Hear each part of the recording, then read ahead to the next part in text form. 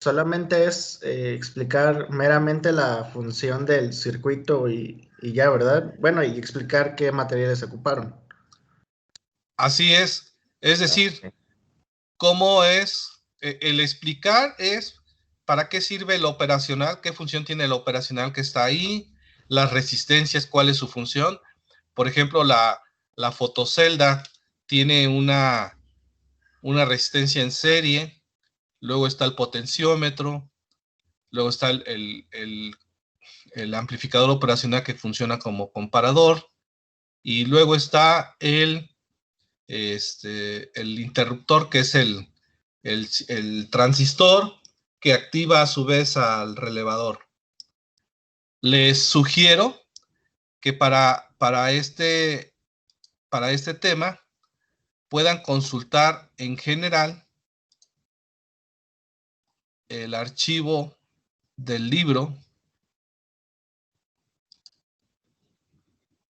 que se llama Introducción a los sistemas de control. Este archivo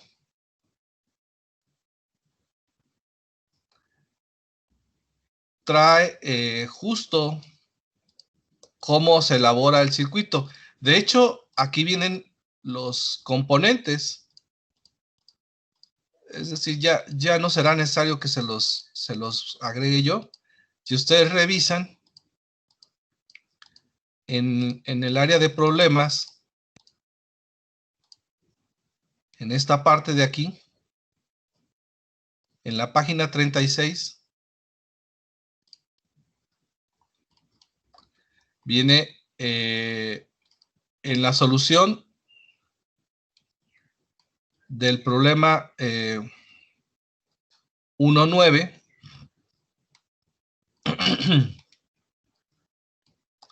viene, les decía, en la página 36, viene la celda fotoeléctrica, el circuito integrado que utiliza, que es el 741, el transistor, el 2N2222, una resistencia de 100 kiloohms, otra de 1 kiloohm,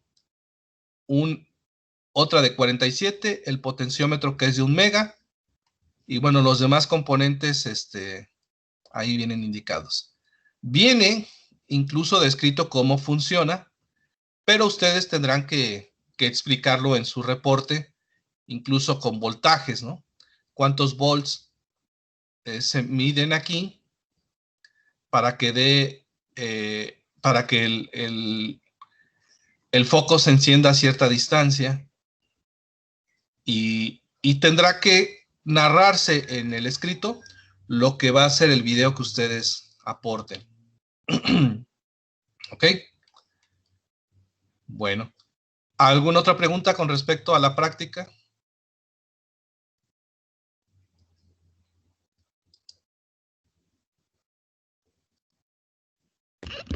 No, profe. No, muchas gracias. Muchas gracias. Bien, entonces vamos a iniciar ahora la clase, y para esto les voy a compartir la diapositiva, que ya también la tienen ahí, y que esta diapositiva, este material, forma parte de 3 archivos que se llaman transformada de Laplace. La clase anterior estuvimos viendo la importancia de poder modelar matemáticamente algunos ejemplos de sistemas, que ya en clases siguientes vamos a seguir el modelado matemático de otros sistemas. Pero si se dieron cuenta, y parte de la tarea de esa sección involucraba el poder aplicar la transformada de Laplace. Y aunque es un algoritmo que debimos de haber estudiado en nuestro curso de ecuaciones diferenciales, la clase de hoy voy a marcar la introducción a este tema. Posteriormente voy a subir el video que complementa las otras, las 3 diapositivas que les dejo, que es transformada de Laplace 1, 2 y 3, y que con esto van a resolver también las tareas que acabo de subir también al sitio, que no es otra cosa más que calcular algunas transformadas de Laplace y las transformadas de Laplace inversa. Y con esto agotaríamos lo que es el tema de métodos matemáticos que nos llevaran a poder modelar matemáticamente sistemas.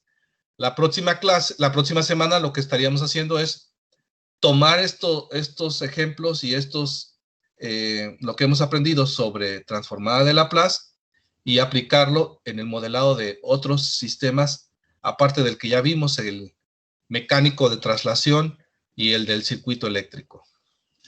Bien, entonces nos disponemos a ver la clase de hoy. Es la introducción a la transformada de Laplace.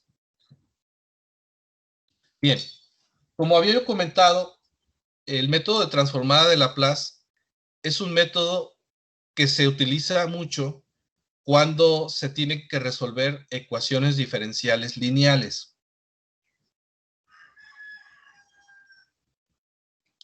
Estas ecuaciones diferenciales lineales pueden ser producto del modelado de un sistema dinámico. Y de manera particular, en el curso de teoría de control, todas las ecuaciones diferenciales lineales que veamos van a tener su origen en un sistema dinámico. ¿Esto qué quiere decir? Bueno, que formará parte del modelado matemático de la operación de un principio físico o de un equipo que tenga como base el tiempo como principio de referencia de su operación y que lo podamos llevar hacia un modelo matemático. El que se pueda modelar matemáticamente, como vimos, nos arroja en el modelado matemático ecuaciones diferenciales de primero, segundo, tercer y mayor orden. Y si estas ecuaciones diferenciales las quisiéramos resolver para encontrar el valor de la variable dependiente o de la variable de interés, que es la salida de los sistemas, nos toparíamos con que, bueno, pues habría que involucrar una matemática un poco fuerte para poder resolver las ecuaciones integro-diferenciales que se presentan en ese modelado. Sin embargo, existe un método, que es el método de transformada de Laplace, que nos ayuda a convertir las funciones de su forma dependiente del tiempo a el plano complejo. Y la ventaja que tiene el convertir ecuaciones matemáticas del plano del tiempo al plano complejo es que funciones tales como las funciones senoidales, las senoidales amortiguadas, las funciones exponenciales, se van a convertir ahora en funciones algebraicas. ¿Qué quiere decir algebraica? Pues así como las que se vieron en los cursos de álgebra, donde una ecuación cuadrática, por ejemplo, 2x cuadrada más x más 1, se puede analizar y resolver si la convierto en una ecuación, eso lo igualo a 0, y resolver a través de un método algebraico. Ya no sería el resolver la ecuación a través de métodos diferenciales o integrales o algún método de resolución de ecuaciones diferenciales, cosa que hace complejo la solución de este tipo de ecuaciones. Así que entonces el uso de la transformada de Laplace para eso se emplea.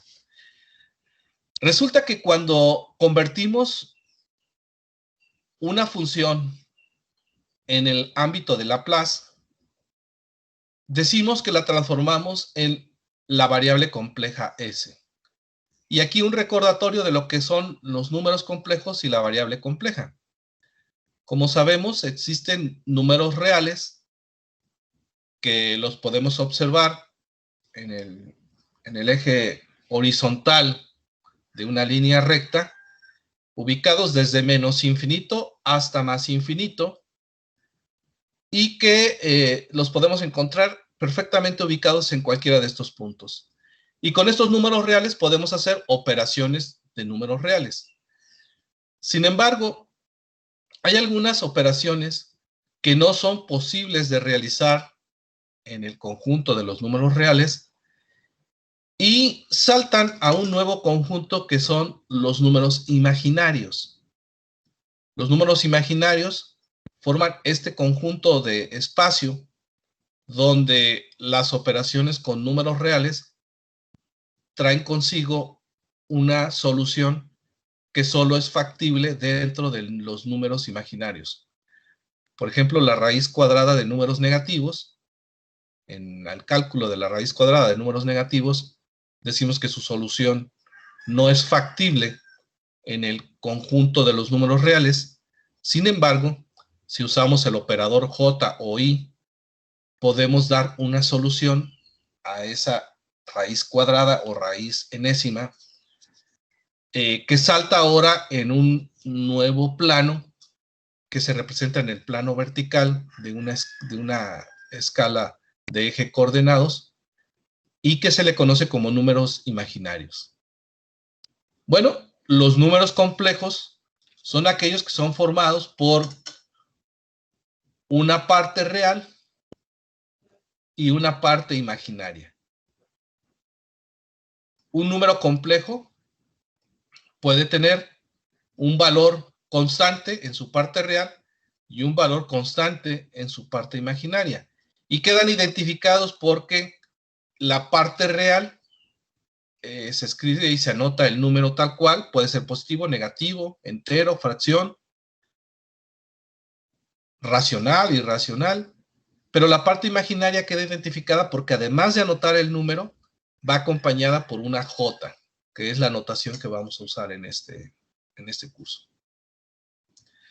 Si la representación de un fenómeno no me da un simple número complejo, sino que me da un conjunto de posibilidades de que existan varios números complejos en esa representación, se dice entonces que lo que tengo es una variable compleja.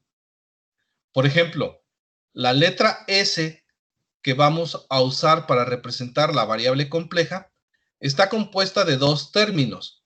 Uno que es sigma y me representa al conjunto de los números reales, y otro que es omega, que acompañado por esta J me va a representar al conjunto de los números imaginarios. Y si sigma y omega pueden tomar cualquier valor dentro de los números enteros, positivos, negativos, fraccionarios, decimales, etcétera, decimos que a esta notación la denominamos una notación de variable compleja. Bien, ahora, si esa notación de variable compleja me describe un conjunto finito de números complejos, y quedan definidos por una función que la llamo g de s, decimos entonces que a esta función g de s se le denomina función compleja, ya que en su notación matemática va a describir a todo el conjunto de números complejos que quedan contenidos en la propia definición. Hay que decir que una forma de diferenciar los números, las funciones complejas de las funciones reales, es que las funciones complejas, además de que ahora la variable independiente es una S, se representan con letras mayúsculas, mientras que en el ámbito de los números reales, la variable se representa con una letra minúscula. Esa es la forma de identificar una función compleja. Por lo tanto, una función compleja tiene un componente real y un componente imaginario. Tanto g de x como g de y son cantidades reales y lo único que las diferencia es que la parte imaginaria va acompañada de el valor J o la consonante J. Esta sería una forma de representar una función compleja en su forma rectangular.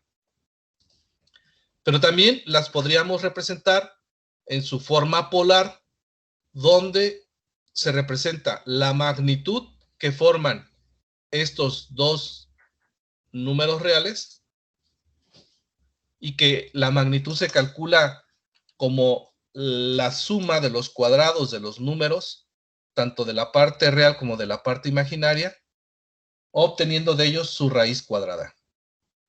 Y el ángulo de fase o el ángulo que forma esta variable compleja se obtiene calculando el tangente inverso del valor de la parte imaginaria sobre la parte real. Esta sería otra forma de representar funciones complejas y que solo lo menciono, no nos vamos a meter a hacer ejercicios de esto, porque pues esto ya lo pudieron ustedes aprender en cursos anteriores. A lo que vamos a ir es a la teoría de las funciones complejas. Y lo primero que vamos a decir es que nos vamos a apoyar de una definición que es cuando una función compleja es analítica, ya que de esto dependerá el trabajo que hagamos con la función en la descripción de sistemas dinámicos. Se dice que una función compleja GDS es analítica si todas sus derivadas existen en esa región. Es decir, una vez que se define la función GDS y la pudiéramos ver trazada en el plano X, Y, donde X son los números reales y Y son los números imaginarios, esa función trazada, diríamos que esa función es analítica si es derivable en todos los puntos que describe la función. Así que entonces, lo que nos vamos a proponer ahora es a poder calcular y ver cómo podemos demostrar que una función GDS es analítica. Si nosotros aplicamos los conceptos de derivada a la función GDS, que no importa que sea compleja, permítanme un segundo.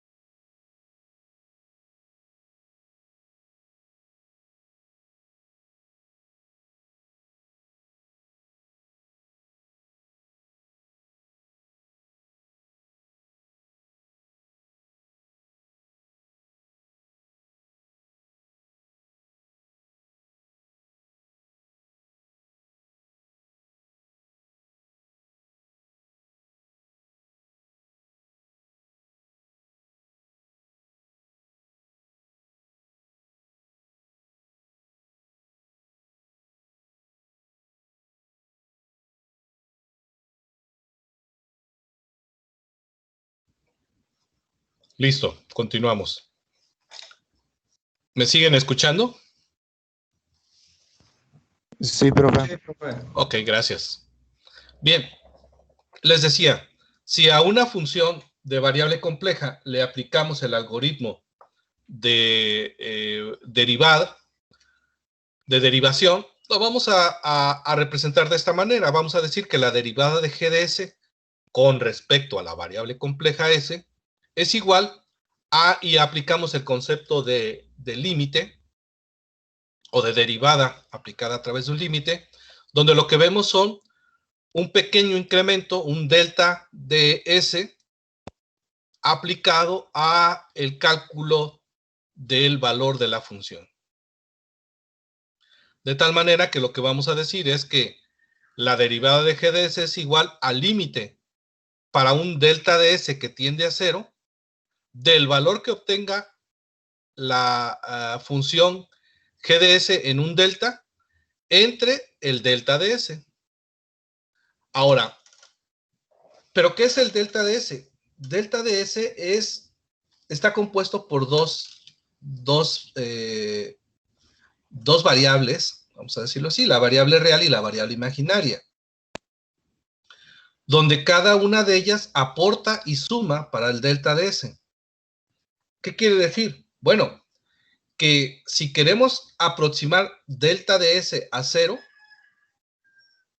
por un lado tenemos que aproximar la parte real y por otro lado tenemos que aproximar la parte imaginaria a 0 para que el delta de s finalmente sea 0. Y esto nos dice que el aproximar a 0 nos da un número infinito de trayectorias diferentes, porque nos podemos acercar, tanto por un lado como por otro, hacia el punto en particular de la función g de s en la cual se desea obtener su derivada. Bien, así que para poder calcular la derivada de una función de variable compleja, lo que vamos a decir es que nos podemos acercar tanto por la parte real como por la parte imaginaria, y si la derivada existe en ese punto, es porque cuando nos aproximamos por la parte real y cuando nos aproximamos por la parte imaginaria, pues tenemos que llevar a al mismo valor. Es decir, que a lo largo de estas dos trayectorias, tanto delta de s para el valor de sigma como delta de s para el valor de omega son iguales. Y si eso se cumple, entonces decimos que existe el valor de la derivada de g de s en ese punto. Y si esa representación de derivada está expresada en términos de sigma y omega, es decir, es aplicable para cualquier valor de sigma y omega, y se demuestra entonces que la derivada existe, entonces decimos que la función es analítica. Lo vamos a demostrar de esta manera. Por ejemplo, movámonos solo en la trayectoria de los números reales. Así que cuando aplicamos la derivada de g de s con respecto de s, vamos a hacerlo, pero solo la primera, vamos a derivar primero con respecto a los números reales. Y por eso aplicamos primero un delta sigma. Un delta sigma que se aplica a la parte real y a la parte imaginaria. Este es el concepto de derivada parcial, que también ustedes ya vieron en su curso de ecuaciones diferenciales. Así que el delta g de x sobre delta sigma se convierte en la derivada parcial de x con respecto de sigma, más j, la derivada parcial de g de y con respecto de sigma. De esta manera estaré calculando la derivada de g de s, pero con respecto a sigma.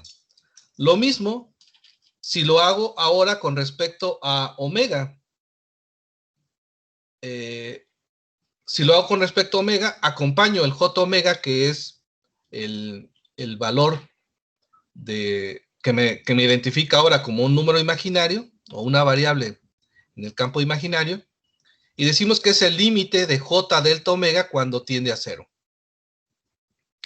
Así que decimos que el delta g de x sobre el j delta omega más j delta g de y sobre j delta omega. Esto me da lo siguiente. Me dice que es la derivada parcial de g de x con respecto a omega más g de y con respecto a omega. Recuerden que 1 sobre j es igual a menos 1. Y que es igual a menos j, perdón, y que j que multiplica y j que divide, pues se anulan. Por lo tanto, esta expresión me queda de la siguiente manera. Menos j delta g de x sobre delta omega. Más, parcial de g de x con respecto a omega, más parcial de g de y con respecto a omega. Ahora, la hipótesis que hice es que si son derivables, si la función g de s es derivable, quiere decir que si me aproximo por el eje de los números reales, voy a llegar a un punto que será el mismo que si me aproximo por el eje de los números imaginarios. Entonces digo que el resultado que obtuve para los números reales, para sigma, es igual al resultado que obtuve para los números imaginarios, es decir, omega. Y de aquí voy a identificar un término que trabaja en números reales y un término que trabaja en números imaginarios. Lo mismo acá, una parte imaginaria y una parte real. De tal manera que puedo igualar parte real con parte real y parte imaginaria con parte imaginaria. De esta forma, a la conclusión que se llega es una conclusión interesante que se conoce como las condiciones de Cauchy-Riemann, que para una función g de s cualquiera, si yo obtengo su derivada parcial con respecto a sigma y obtengo su derivada parcial con respecto a omega a través de estas ecuaciones, y comparo parte real de cada una de ellas con parte real y parte imaginaria con parte imaginaria y veo que son iguales, entonces lo que digo es que la función es analítica y que es diferenciable en cualquiera de sus puntos. Les decía yo, estas condiciones se conocen como las condiciones de Cauchy-Riemann y se dice entonces que si se cumplen estas condiciones, o basta con que se cumplan estas condiciones para decir que una función g de s es analítica. Hagamos un ejemplo de una función g de s real, un ejemplo sencillo, porque la ventaja que vamos a tener ahorita en nuestro curso es que no vamos a tener que demostrar si las funciones son analíticas o no. Se dice, este es el soporte matemático para poder deducir que aplicar el teorema de la transformada de Laplace tiene un sentido matemático perfectamente demostrable.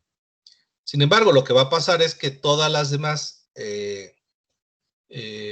funciones que apliquemos en este curso, a excepción de casos contados, ¿verdad?, van a ser analíticas.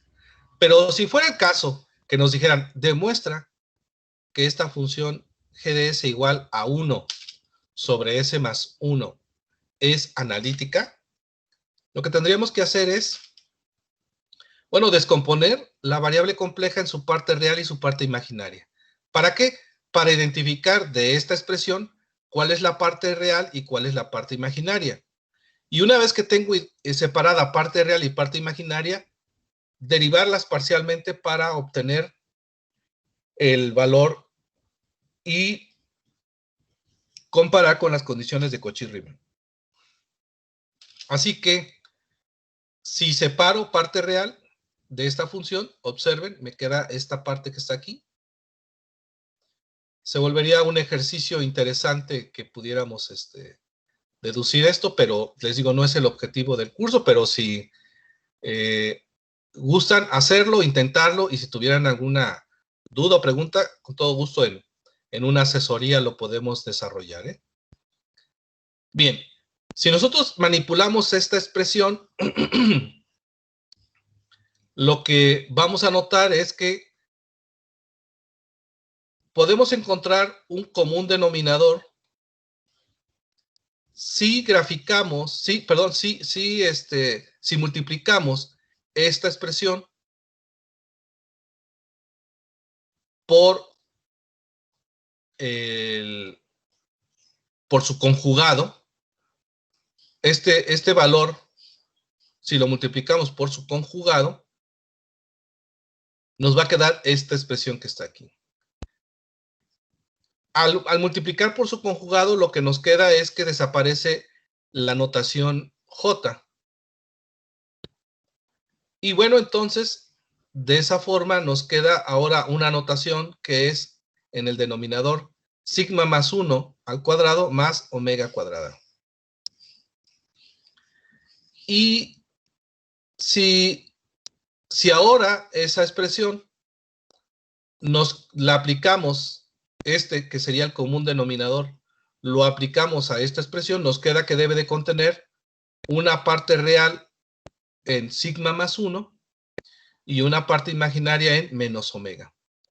De esta forma hemos separado de esta expresión que tenía combinada parte real y parte imaginaria, esta expresión que es la parte real y esta que es la parte imaginaria.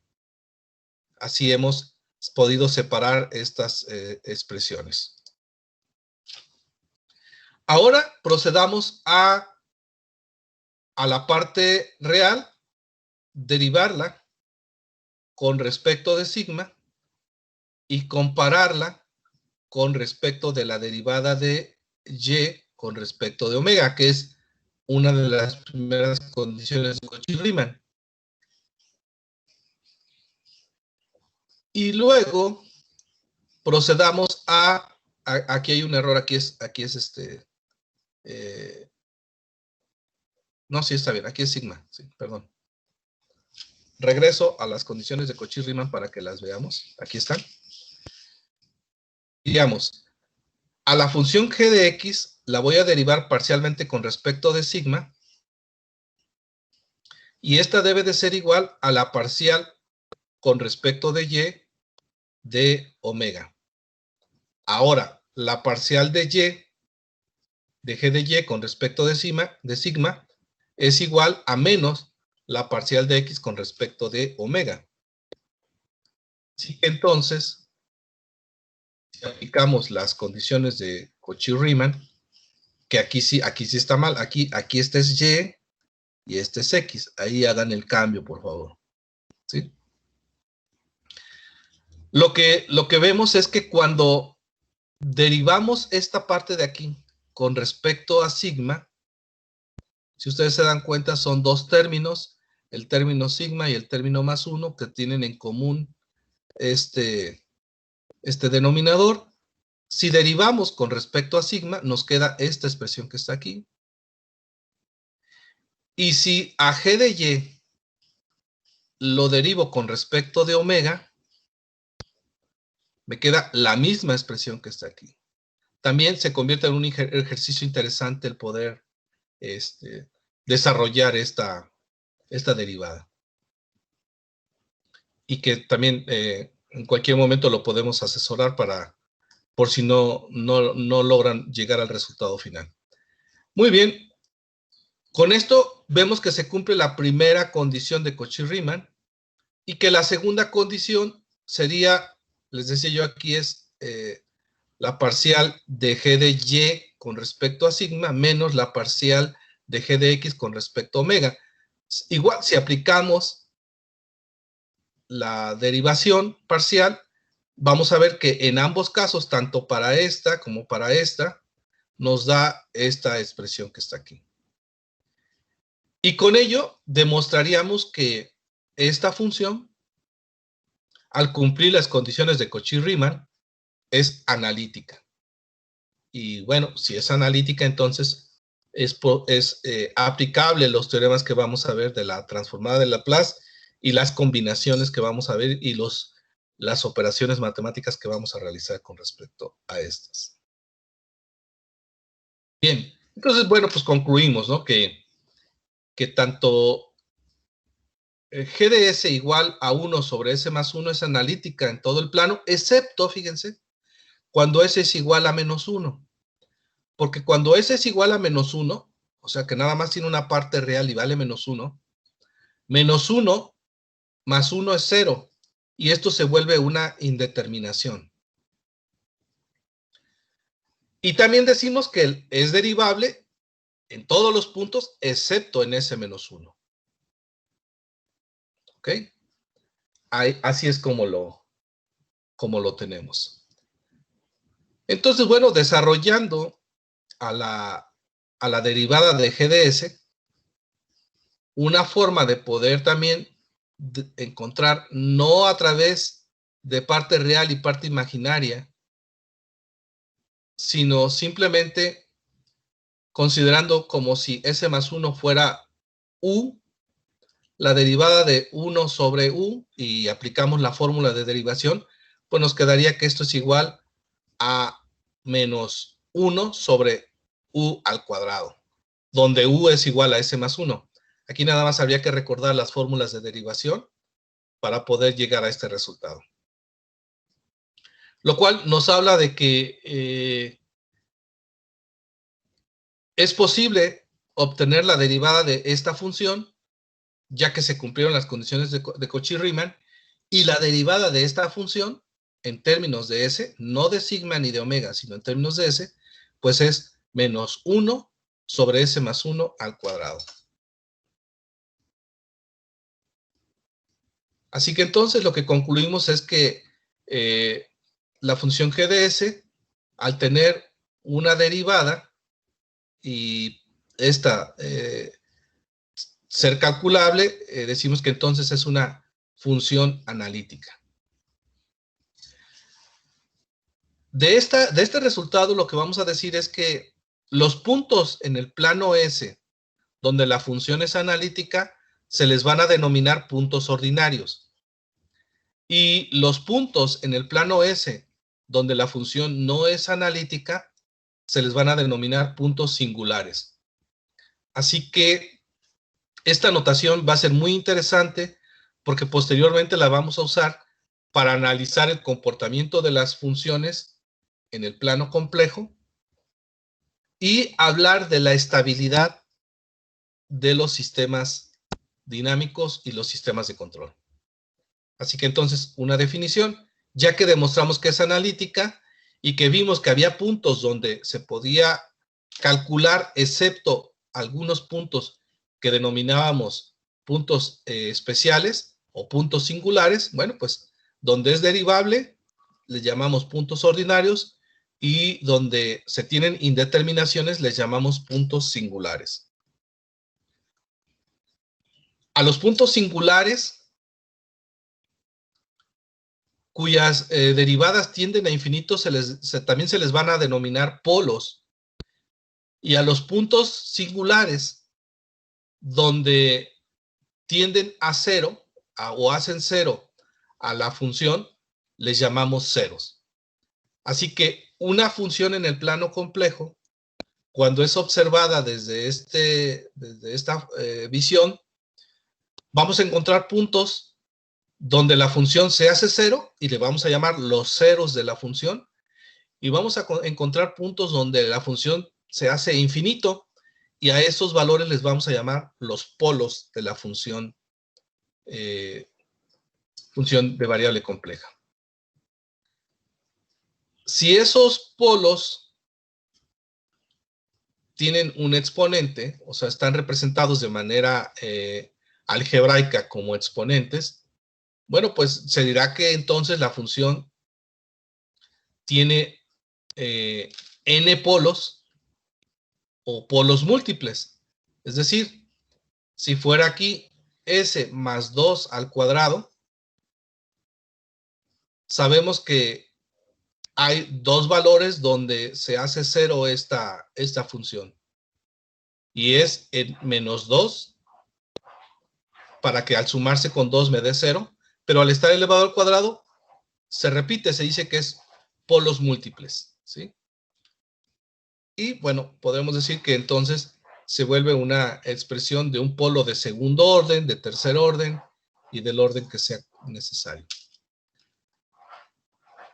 Ahora que ya hemos dicho esto, vamos a ver para qué nos sirven esto que hemos estado expresando aquí y cómo a partir de una función de variable compleja podemos encontrar los polos y ceros de la función y cuántos y cuáles son dichos polos. Bien, sea la expresión de función de variable compleja g de s igual a k que multiplica a s más 2 por s más 10 sobre s que multiplica a s más 1 que multiplica a s más 5 y que multiplica a s más 15 al cuadrado. De esta función lo que observamos es que cuando s vale menos 2, aquí se vuelve 0 y por lo tanto toda la expresión se vuelve 0. Decimos entonces que en menos 2 hay un 0. Y cuando s vale menos 10, este término se vuelve 0. Por lo tanto, toda la expresión se vuelve 0 y decimos que entonces en menos 10 hay un 0. Por otro lado, cuando s vale 0, todo el denominador se vuelve 0, con lo cual se vuelve una indeterminación esta expresión que está aquí. Lo mismo sucede cuando s es igual a menos 1, cuando s es igual a menos 5 y cuando s es igual a menos 15. Y cuando la evaluación de la función de variable compleja me da una indeterminación, se dicen que se tienen polos. Esos valores de S, donde arrojan indeterminaciones, se convierten en los polos de la función. Y en este caso hablamos de polos múltiples en 0, en menos 1, en menos 5 y en menos 15, que por cierto en menos 15 es polos dobles por tener esta expresión de orden 2. Bien, sí, antes de pasar, si nosotros quisiéramos, me voy a adelantar un poquito a algo que viene más adelante, pero para que desde este momento tenga sentido esto que estamos viendo. Si nosotros quisiéramos ver para qué me sirve la información de los polos y los ceros de una función de variable compleja, bueno, podríamos llevar a cabo la gráfica o la representación de esta función de variable compleja en el plano complejo. Si yo digo que este eje horizontal es sigma y corresponde a los números reales, y este eje vertical es j omega y corresponde a los números imaginarios,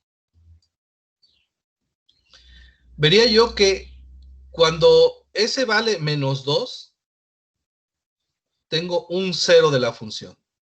Así que si represento en el eje de los números reales cierta notación,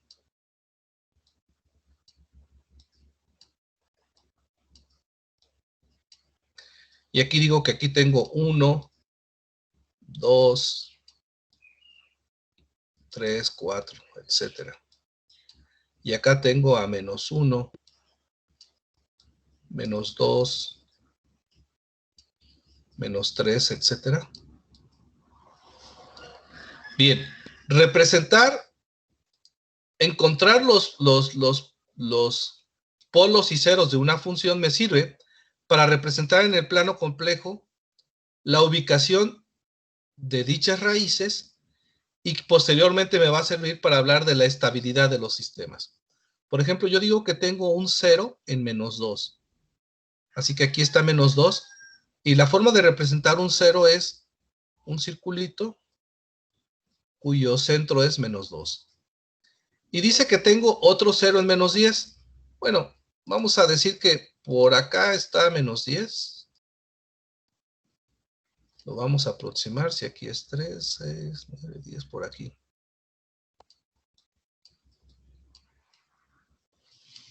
Y aquí diríamos que se encuentra el otro 0 de mi función de variable compleja. Luego los polos. Decimos que hay un polo en S igual a 0. Ahora los polos los vamos a representar con una X. En menos 1, por aquí.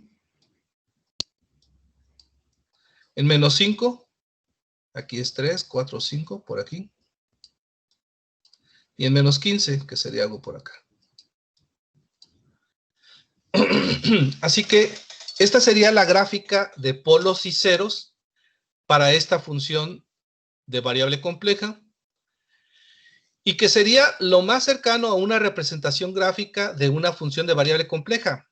Fíjense que a diferencia de las funciones de variables reales, donde podemos graficar valores continuos y estos adquieren ciertas formas senoidales, cuadradas, triangulares y demás, las gráficas de variable compleja, bajo esta representación, nos dan polos y ceros.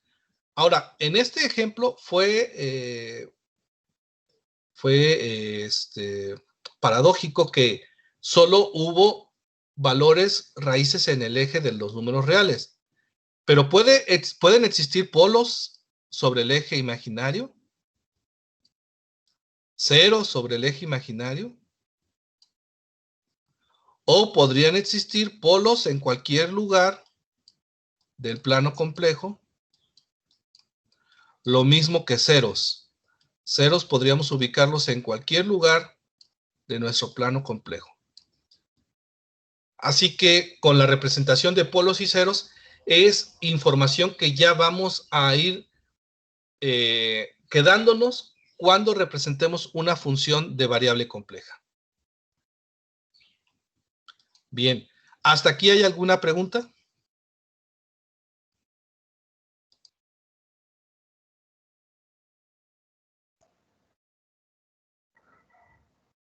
No, prof. No, profe. Muy bien, gracias.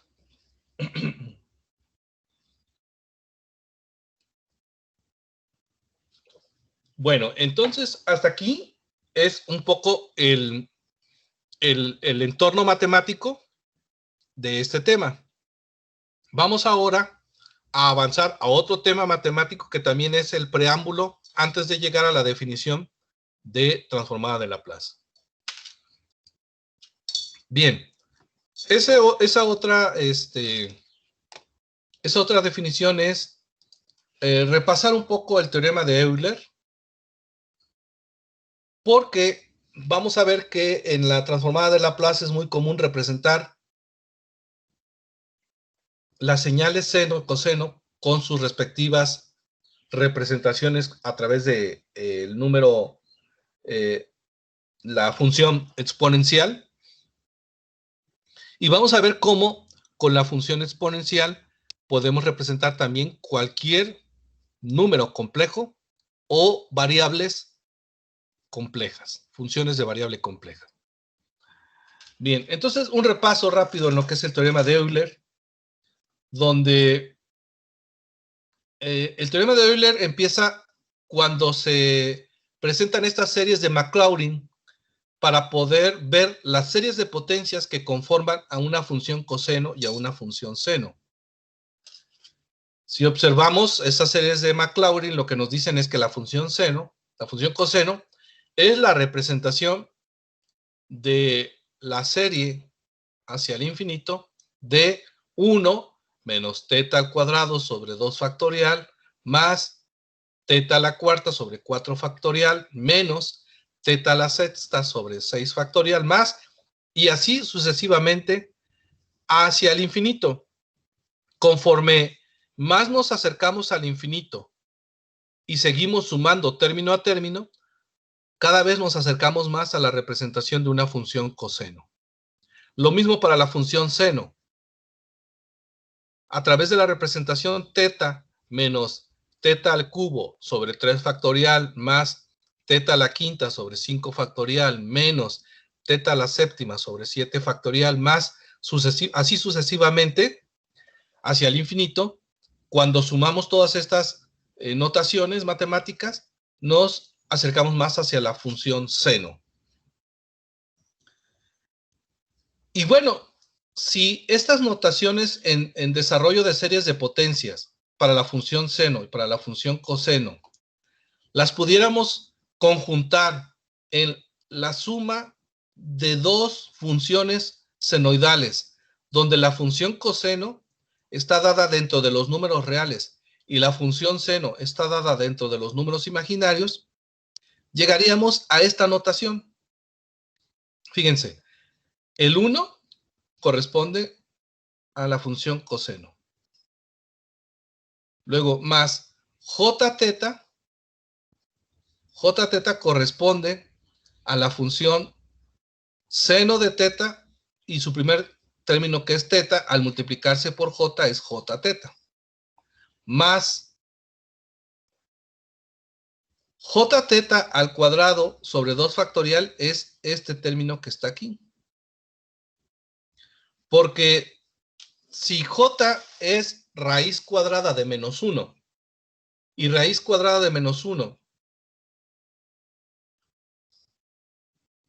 al elevarlo al cuadrado nos da menos 1, entonces j cuadrada es menos 1, con lo cual tendría yo menos teta cuadrada sobre 2 factorial, que es este término que está aquí.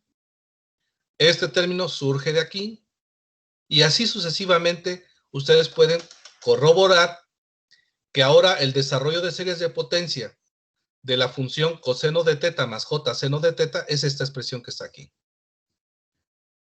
Si ahora comparamos este desarrollo de series de potencia con el desarrollo de series de potencia de la función exponencial de e a la x,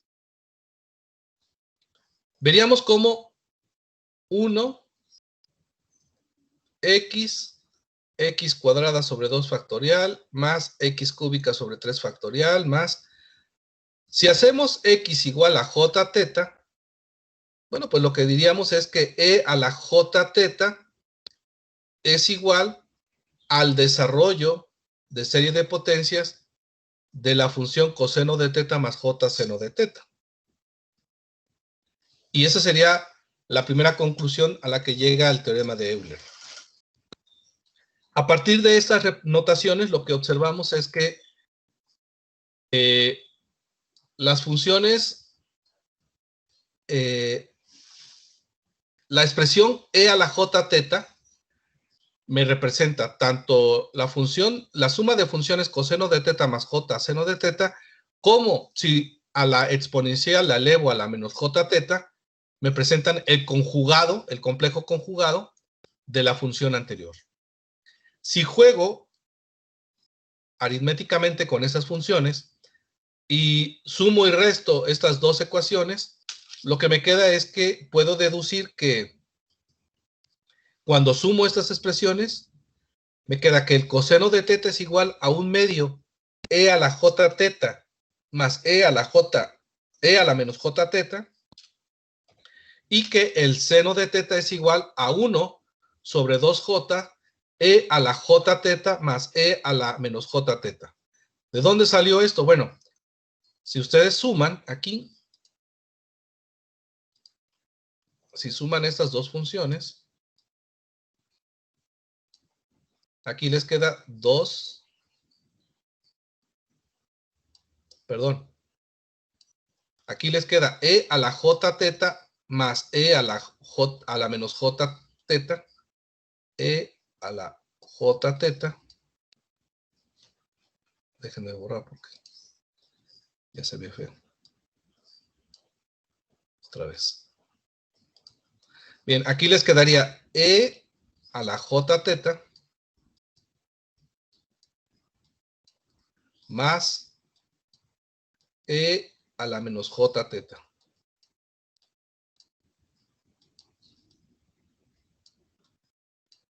Y de este lado lo que quedaría es 2 veces coseno de teta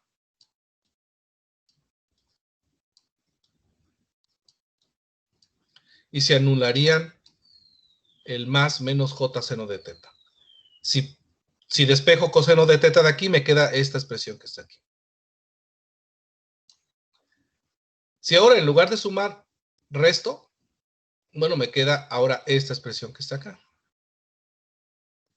Porque al restar aquí, este se vuelve en menos, este se vuelve en menos y este se vuelve en más.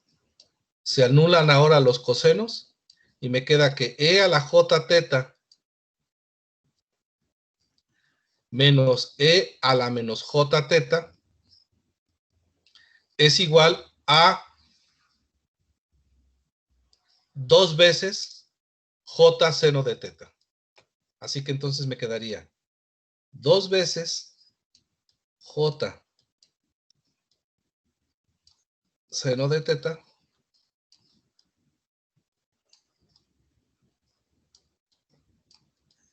igual a E a la J teta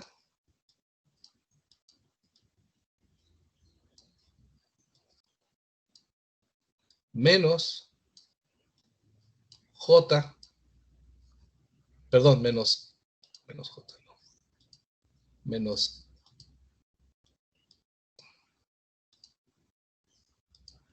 E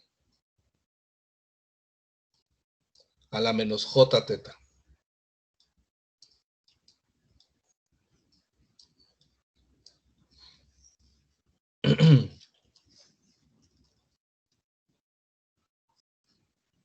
Muy bien. Y bueno, si paso ahora multiplicando este término para acá,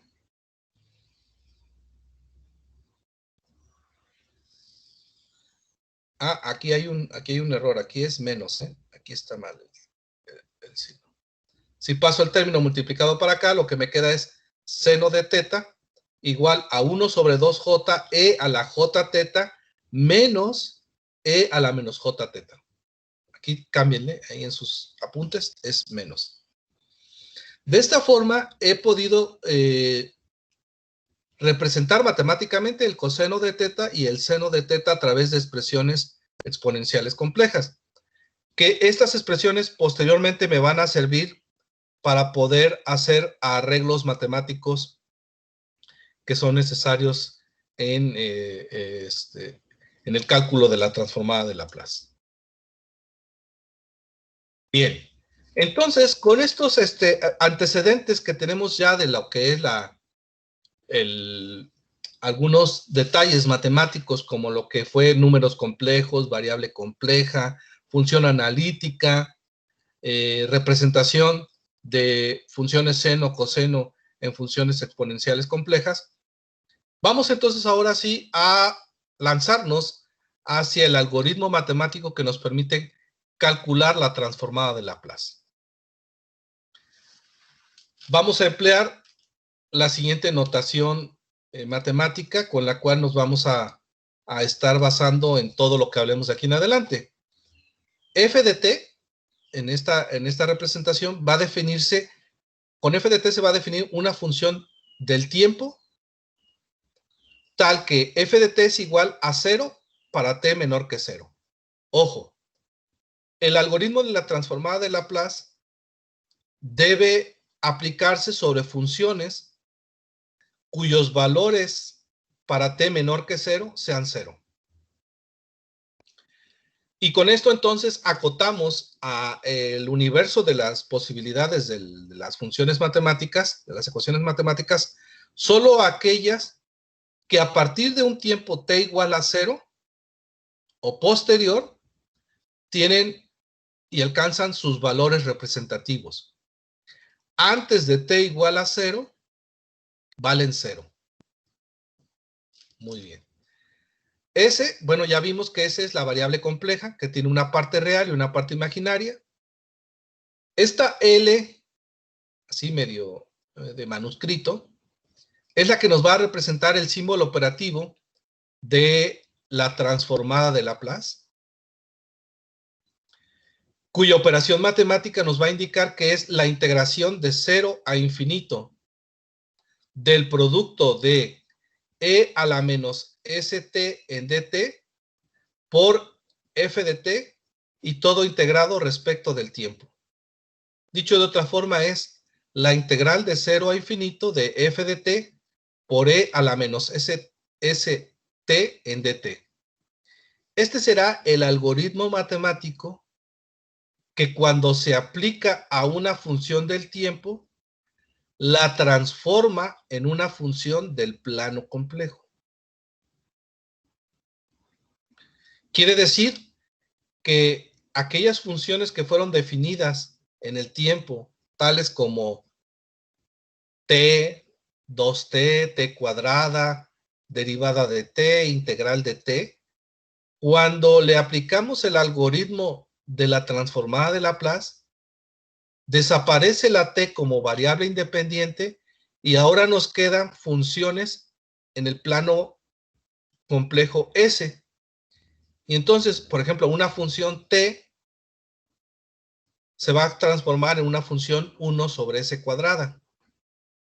Una función e a la menos 2t se va a transformar en una función 1 sobre S más 2.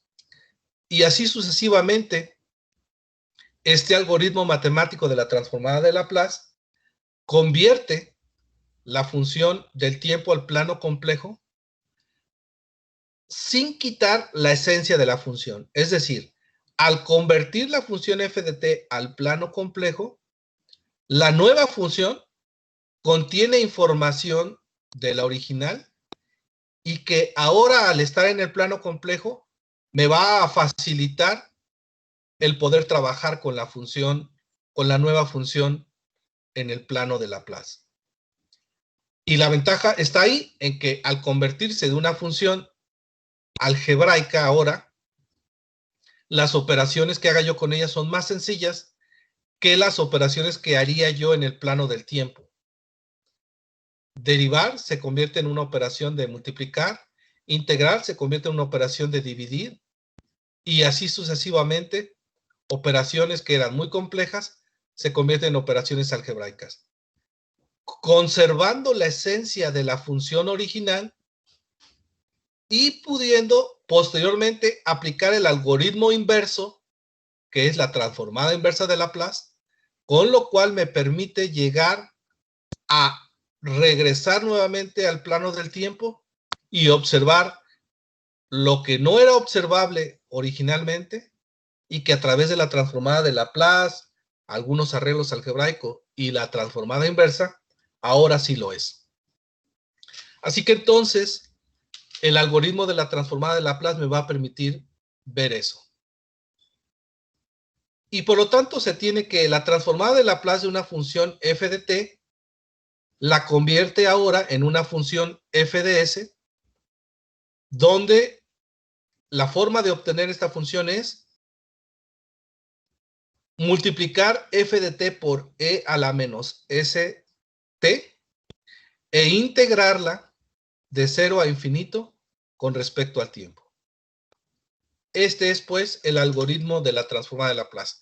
Y bueno, si lo llegaron a ver en su curso de ecuaciones diferenciales, es un recordatorio de ese algoritmo.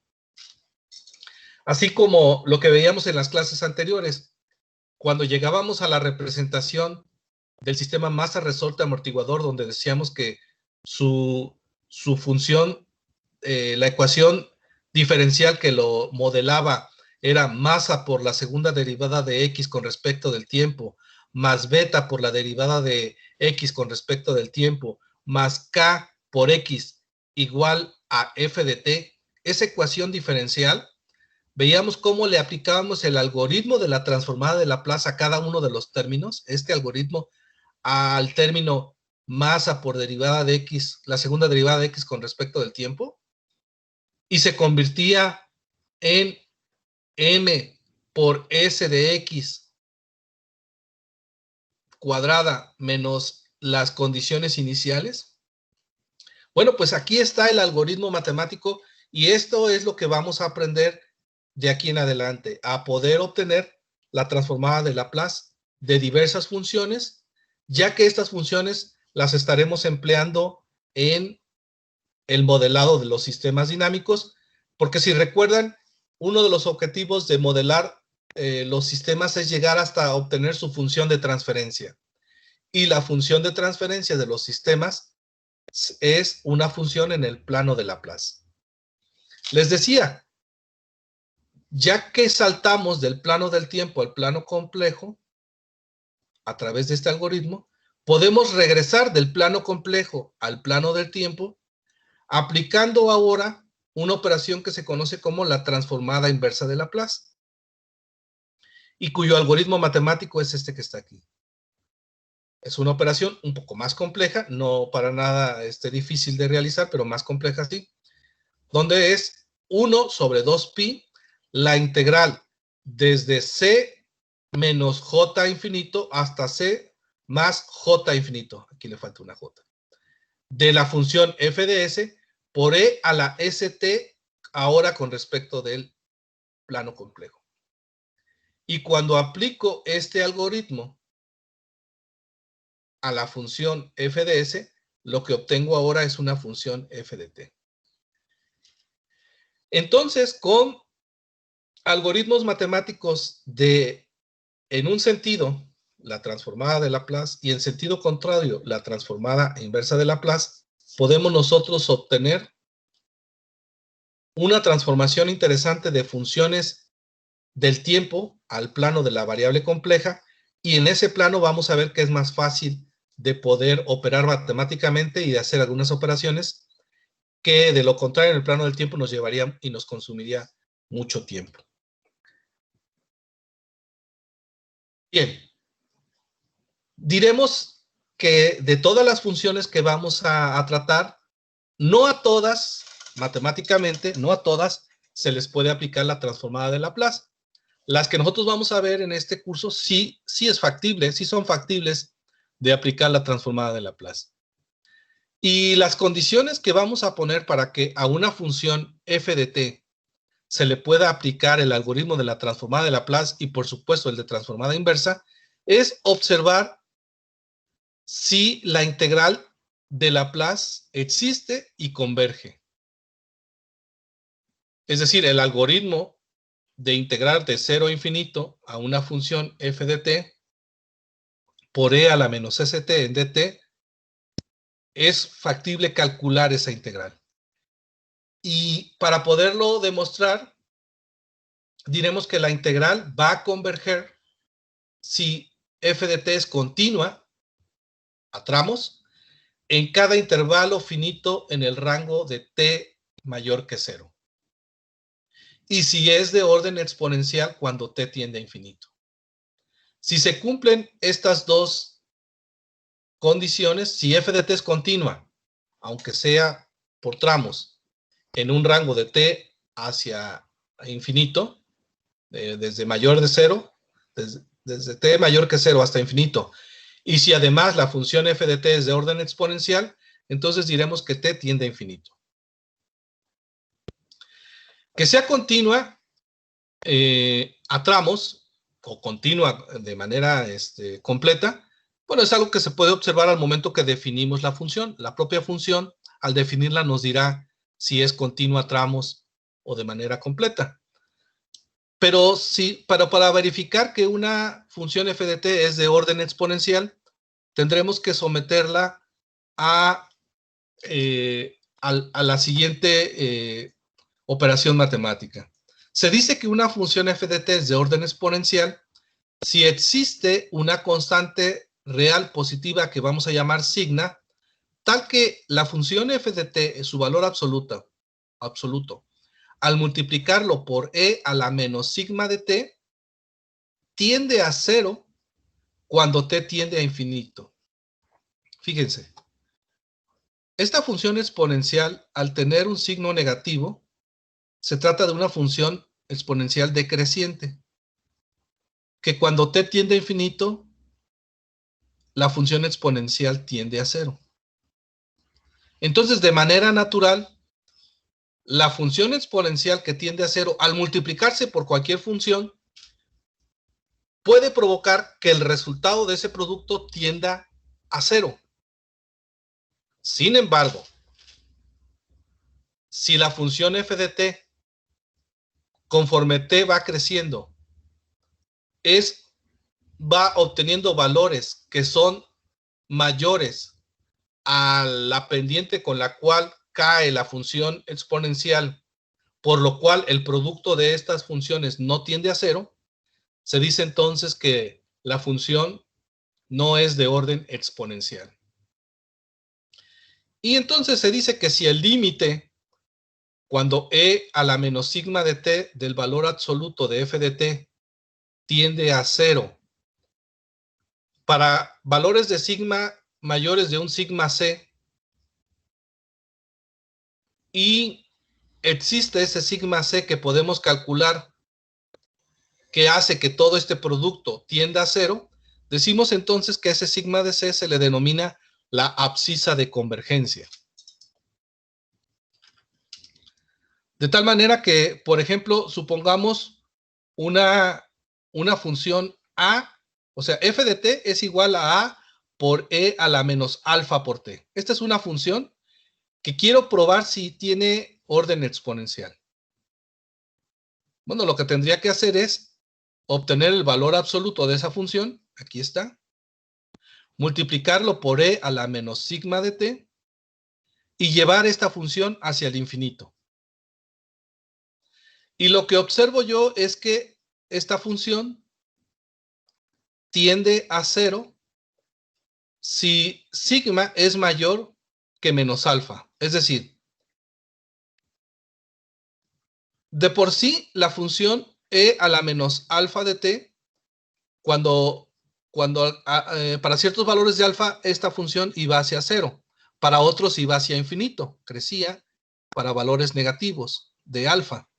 Pero para esos valores negativos de alfa hay un valor sigma mayor que menos alfa que hace que la función se haga infinito. Por lo tanto, entonces decimos que la función a por e a la menos alfa de t es de orden exponencial, ya que al aplicarla a este algoritmo matemático, la función tiende a cero.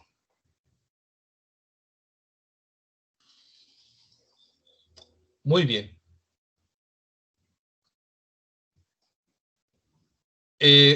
Si nosotros tuviéramos ahora una función en el plano complejo y quisiéramos ver de esta si tiene un valor sigma de c que la lleve hacia que cuando tienda a infinito la función exponencial, esta función se haga cero o tienda hacia cuando el tiempo tiende a infinito, la función se haga cero. Lo que podemos decir es que en términos de los polos de la función f de s, la abscisa de convergencia corresponde a la parte real del polo que se ubica en la parte más alejada a la derecha del plano S. Esa sería la definición para encontrar la abscisa de convergencia de una función de este tipo. Y diríamos entonces que la abscisa de convergencia para esta función sería en sigma c igual a menos 1. Cuando vale menos 1, esta función se hace 0. Por lo tanto, aquí tengo un polo. Y bueno, este polo es el que determina que en el menor valor la función tenga una abscisa de convergencia. Lo mismo podemos apreciar para funciones del tiempo, el seno de omega t y t por seno de omega t, donde vemos que la abscisa de convergencia es igual a 0. El único momento donde estas funciones se vuelven 0 es cuando t vale 0, en la función t, el seno de 0 y el seno de 0 por 0. ¿Sí? En todas estas, cuando t vale 0, pues la función senoidal tiende a 0. Y bueno, aquí tenemos otros ejemplos. La función e a la menos c por t, t por e a la menos c por t, e a la menos c por t por seno de omega t, todas ellas, su abscisa de convergencia es igual a menos c. También aquí no los quiero espantar mucho. Esto simplemente es para que vean que el aplicar la transformada de Laplace no se va a aplicar a cualquier función, sino se va a aplicar simplemente a funciones que tienen y que cumplen. Primero dijimos que valen 0 para t menor que 0 y que son continuas a tramos y de orden exponencial. Y bueno, a partir de este momento, las funciones que demos para el cálculo de la transformada de Laplace cumplirán con estas condiciones. No será ejercicio de este tema o de este curso demostrar matemáticamente que son de orden exponencial las funciones. Simplemente lo que hemos hecho aquí es resaltar que deben cumplir con esa condición las funciones que vamos a ver. Bien, pues aquí voy a dejar la clase por el día de hoy y estaría pasando ahorita a una sesión de preguntas y de respuestas donde ustedes me puedan comentar qué es lo que aprendieron del día de hoy o qué dudas tienen. Bien, no sé si Luis González Lagunes. Sí, profesor.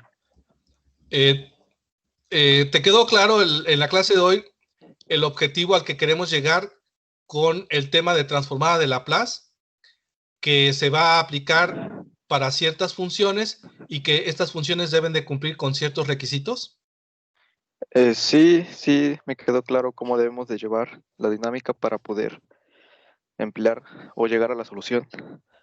Perfecto. Muy bien. Adriana Monfil Quirós.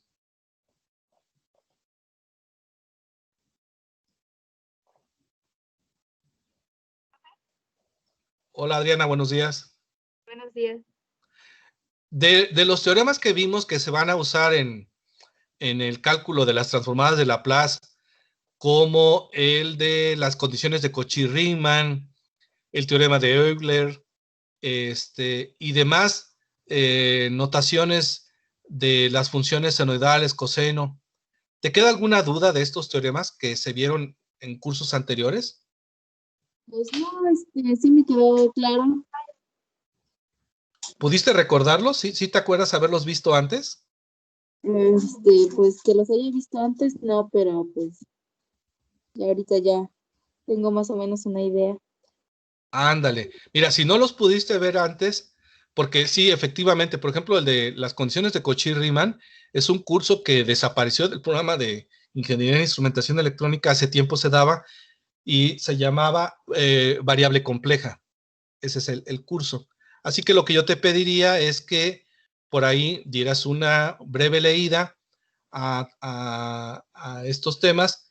Sobre todo se ven en cálculo superior o cálculo de varias variables. Ahí se dan un poco las introducción a este tema de variable compleja. Y bueno, lo de Euler, en un curso de trigonometría, álgebra, ahí puedes poder tener mayores referencias de esto. ¿Ok? Sí, profe. Bien. Rogelio Reyes Vargas. Sí, profe. Bien.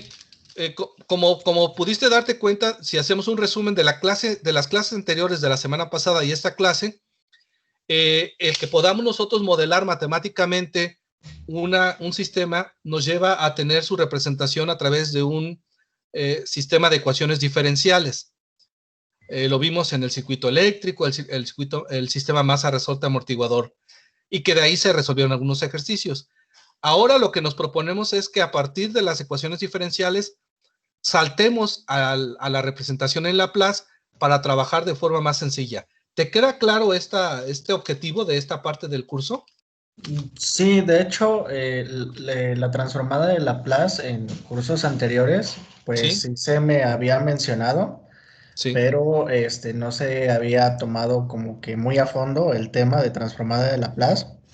Pero ahorita con lo que respecta a la clase y la sí. explicación que dio hace rato, pues me va quedando un poco más en claro del propósito para su aplicación. Y estaba viendo hace rato, pues en algunas páginas de internet, Sí, que de hecho la solución final de una transformada de Laplace, pues básicamente se ve pues sencilla a comparación del inicio. exacto. Sí. Y que vamos a ver que no nos vamos a meter mucho a las cuestiones matemáticas de demostrar, porque si ustedes se van a buscar libros de transformada de Laplace, van a ver que hay muchas demostraciones del cálculo.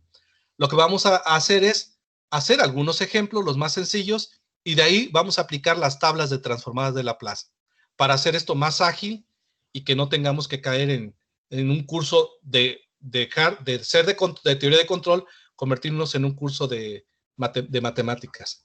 ¿Ok? Bueno, miren, el resto de la clase voy a subir videos entre hoy y mañana que complementan las 3 diapositivas que están ahí ya en el sitio y que con ellos, con las diapositivas, con los videos, podrán resolver las actividades que se encargan para esta clase. Así que en este momento voy a detener la grabación